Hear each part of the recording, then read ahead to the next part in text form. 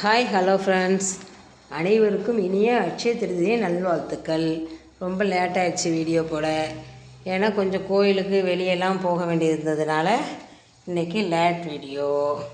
இது காலையில் எல்லாமே பூஜை பண்ணிவிட்டு பூஜையை முடிச்சுட்டு தான் கோயிலுக்கு போகணுன்னு போயிட்டு அப்படியே போய் என்னோடய பழைய போட்டிருந்த தாலி செயின் கொஞ்சம் விட்டுருச்சு.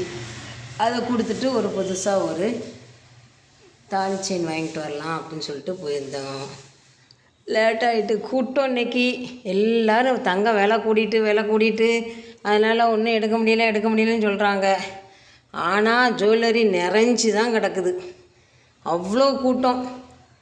சாப்பாடு வாங்க போனால் சாப்பாடும் இல்லை, அவ்வளோ கூட்டம். எல்லோரும் ஜுவல்லரிக்கு போயிட்டு நேராக கடைக்கு போயிருந்தாங்க, ஹோட்டல் போயிருந்தாங்க. ஒருத்தரும் வீட்டில் சமைக்கவும் இல்லை, சாப்பிடவும் இல்லை, அப்படி இருக்கிறாங்க. எல்லோரும் என்னென்ன எடுத்தீங்கன்னு கொஞ்சம் கமெண்டில் சொல்லுங்கள். சப்ஸ்கிரைப் பண்ணுங்கள், லைக் பண்ணுங்கள் ப்ளீஸ். அக்ஷய திதி மதுமா எனக்கு கொஞ்சம் கமெண்ட் போடுங்க. எல்லோரும் என்னென்ன எடுத்தேன் அப்படிங்கிறத கொஞ்சம் சொல்லுங்கள். இந்த இருக்குது பாருங்கள், இந்த தாலி கொடி தான் எடுத்தேன். 3 பவுனு. 3 பவுனுக்கு அந்த கொக்கி வேண்டான்னு சொல்ல போய் அதை கழிச்சிருக்கிறாங்க. பழசு கொடுத்துட்டு புதுசு எடுத்துகிட்டு வந்திருக்கிறேன்.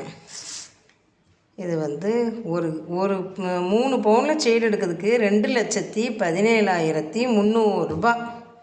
பார்த்துக்கங்க எவ்வளோ விலை கூடி எப்படி இருக்குதுன்னு. நல்லா இருக்குதா என்ன அப்படின்னு சொல்லிட்டு கமெண்டில் சொல்லுங்கள். செயின் நல்லா இருக்குதா? அப்புறம் வெள்ளி எடுக்கணும் அப்படின்னு சொன்னாங்களே அப்படின்ட்டு ஒரு சின்னதாக ஒரு 2 காயின்ஸ். இது ஒவ்வொரு கிராம் காயின்ஸ் மாதிரி சின்ன காயின்ஸாக இருந்துச்சு.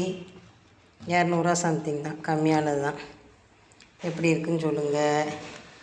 இந்த செயின் நல்லா இருக்குதா அப்படின்னு சொல்லுங்கள். அப்புறம் இன்றைக்கி நானும் அப்படி தான் அங்கே போயிட்டு வந்ததுனால ஒன்றும் பண்ண முடியலை. ஹோட்டலில் தான் சாப்பாடு கூட கிடைக்கல. போங்க, சாப்பாடு கூட 2-3 ஹோட்டல் போய் அலைஞ்சாச்சு, சாப்பாடும் கிடைக்கல. இன்றைக்கி கிடைச்சது இந்த புரோட்டா தான். ஒரு ஸ்வீட்டு கொடுத்துருக்காங்க, புரோட்டா கொடுத்துருக்காங்க, சால்னா. இது இது கொஞ்சம் காரமாக உள்ள சால்னா. இது கொஞ்சம் இந்த சால்னா. இது ஒரு கிரேவி.